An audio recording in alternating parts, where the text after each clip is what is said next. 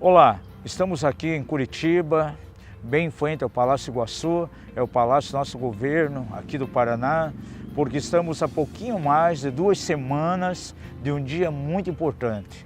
O dia 7 de outubro, onde nós teremos que escolher o cargo mais importante da nossa nação, a escolha do nosso presidente, como também o governador para cada estado da nação, bem como os representantes que estarão lá no Congresso Nacional e os cargos que irão compor a Assembleia Legislativa.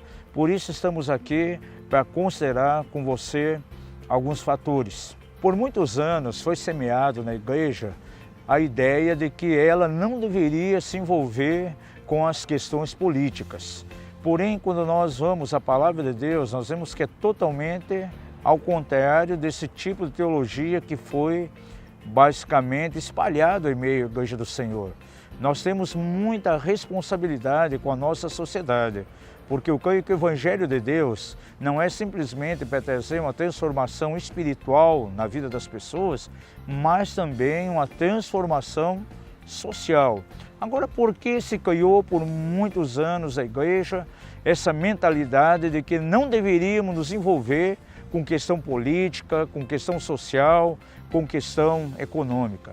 Eu creio que é devido a alguns fatores. Primeiro, é a visão completamente escapista, porque durante muito tempo foi pregado na igreja acerca da vida no porvir, a questão do céu, o reino celestial. Claro, não quero desconsiderar de maneira nenhuma a questão da vinda de Jesus, a existência do céu, mas durante muito tempo se pregou na igreja uma mensagem completamente futurista, projetando uma vida melhor, um bem-estar simplesmente no reino celestial. Agora eu creio que o Evangelho de Deus tem uma responsabilidade também de trazer uma transformação no aspecto social. Então temos que entender que a igreja tem que se envolver exatamente com essas áreas e deixarmos de lado aquela visão futurista para que tudo seja bem um dia lá na eternidade. Não, vamos procurar então um bem-estar para os nossos dias aqui. A igreja se envolvendo com programas sociais, com a visão social, com a área política, é o nosso papel. A igreja ela tem uma identidade profética e ela precisa se envolver com isso. Então precisamos deixar de lado completamente essa visão escapista.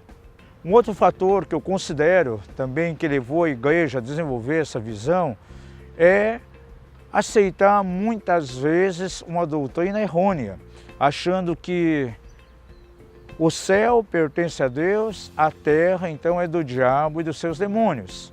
Porém, a Bíblia nos mostra de maneira clara na origem de todas as coisas, que nós como cristãos, nós temos uma posição de governo aqui. Agora, até mesmo de púlpito, quantas vezes foi pregado isso? Todo o sistema aqui está na mão do diabo, nada mais pode ser feito, já está condenado tudo à perdição, à destruição. E quantos caíram pelo lado da resignação, achando que é si mesmo e nada mais pode ser feito, cai para um fatalismo total, todo o sistema vai ser destruído um dia e nós não podemos trazer nenhuma mudança. Porém, é outro tipo de visão que nós temos que deixar de lado, temos que abandonar e entendermos que como igreja, como cristãos, estamos aqui para exercer governo, estamos aqui, na verdade, para influenciar. O terceiro fator que eu creio que tem levado a igreja muitas vezes a não se posicionar diante daquelas coisas que estão à nossa frente, não trazendo mudanças, é o fato dela, muitas vezes, acabar entrando na onda do sistema que nos cerca aqui. Veja, por quanto tempo a igreja ela se levanta contra a televisão, ela tenta interferir no modo de vestir, a questão de vício, bebida, questão de fumo, esse tipo de coisa. Agora, muitas vezes, nós vamos ver que a igreja ela não se levanta de maneira profética em relação a algumas coisas erradas que nós vemos na sociedade. Por exemplo, a questão do aborto, a destruição da família, a apologia à ideologia de gênero. Muitas vezes nós vemos que ela não se levanta contra essas coisas. Pelo contrário, acaba assimilando aí uma forma do sistema mundano para dentro dela, na sua existência. Por exemplo, muitas vezes a igreja não se levanta nem mesmo contra a corrupção que está diante de nós, porque muitas vezes nós vemos a corrupção instalada dentro da própria igreja. Então, há uma questão paralela, quando algumas coisas erradas, algumas coisas que não são boas acontecem dentro do cenário cristão, isso traz uma influência para dentro da sociedade também. Então, esses três fatores têm levado a igreja a se colocar de uma maneira contrária à política. Essa visão escapista, o fato de muitas vezes não se posicionar em relação a algumas coisas que estão na sociedade e também a própria questão de julgar que tudo isso aqui pertence a Satanás, é um sistema diabólico e somente o céu é do Senhor. Então estamos nos aproximando aí, um pouquinho mais de 2 semanas, do dia que teremos que escolher então quais serão os nossos candidatos, em quem teremos que votar. Aí surge a seguinte questão, né? Aquilo que até muitas pessoas colocam em forma de pergunta, de indagação. Como cristãos, temos que votar somente em candidato evangélico? A Igreja do Senhor tem que posicionar e escolher somente candidatos que são cristãos, que professam, que são evangélicos? Verifique algo comigo. Uma pessoa que se levanta para governar, para administrar no cenário político, ela vai exercer uma administração, vai exercer um governo, não somente para evangélicos, é para toda a sociedade. Então há fatores que nós temos que levar em consideração, né? Devemos sim nos posicionar escolhendo pessoas coerentes, pessoas que têm a sua conduta ilibada, pautada na honestidade. É muito importante você, ao votar, ao escolher o teu candidato, procure verificar que tipo de ideologia ele está envolvido. Procure ver quais são as posições do partido, quais são as posições da legenda dele, em relação a alguns valores, alguns princípios. É isso que nós temos que estar levando em conta. Em meio a tanta corrupção, nós vemos alguns irmãos até que chegam e dizem, não, eu vou anular meu voto, eu vou votar em branco, eu vou anular, eu não quero votar em ninguém porque são todos corruptos. Não é esta a saída. Anular um voto, votar em branco, essa não é, na verdade, a saída. Porque nós temos que cumprir a nossa cidadania. A palavra de Deus fala de maneira tão clara, lá em Romanos 13, no verso 1, que toda alma ela deve estar sujeita às autoridades. E nós temos que cumprir aquilo que a lei determina. Então, votar é eu cumprir a lei, é na verdade eu exercer a minha cidadania. Se eu votar em branco, se eu anular, eu estou deixando de cumprir o meu papel, a minha responsabilidade como cidadão brasileiro. Estamos, graças a Deus, vivendo um tempo de democracia.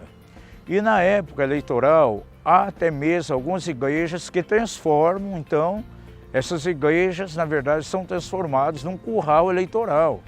E há líderes, muitas vezes, que estabelecem ali o voto de cabresto, obrigando os membros da igreja a votar em determinado candidato, alguém que é amigo.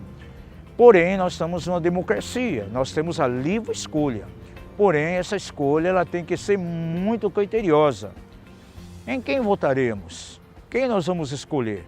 É importante verificarmos quais são os princípios dessas pessoas, considerando a honestidade, considerando o seu caráter. É importante verificarmos o partido que ela faz parte, tanto ele como o partido, qual o tipo de visão que eles têm em relação a alguns princípios importantes, como os princípios da família, qual o posicionamento deles em questão de ideologia de gênero. Há partidos hoje que apoiam totalmente o casamento homossexual. Há partidos que apoiam firmemente a ideologia de gênero. Partidos que se posicionam a favor do aborto.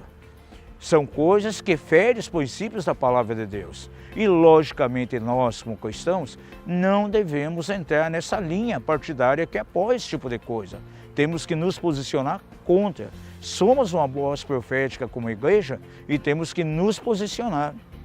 Então você tem que levar muito em conta esses critérios ao escolher o teu candidato. Estamos vivendo um tempo muito crucial a nível de nação. Nós vimos o que aconteceu em muitas nações que acertaram alguns tipos de regimes políticos. Aqui no Brasil, por exemplo, há muito tempo trabalho em cima da implantação aqui de socialismo. E o socialismo tem muita ligação com o marxismo.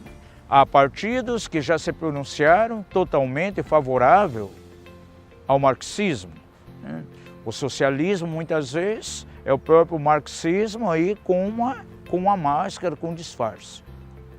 Por quanto tempo, aqui no Brasil, a Igreja Católica tem defendido a linha da teologia da libertação e, infelizmente, é um tipo de ideologia, um tipo de teologia que, infelizmente, entrou até mesmo para dentro da Igreja Evangélica.